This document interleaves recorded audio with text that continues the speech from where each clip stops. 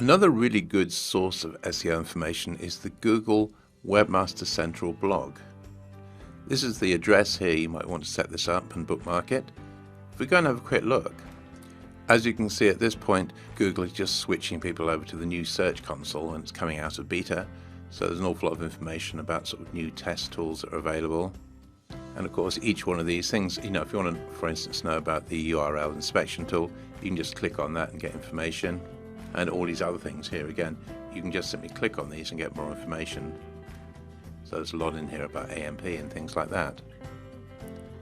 And if you scroll down here, you'll see there's lots and lots of useful information. So again, it's just one of those places if you want to keep in touch with the most recent aspects of SEO and how Google and SEO fit together.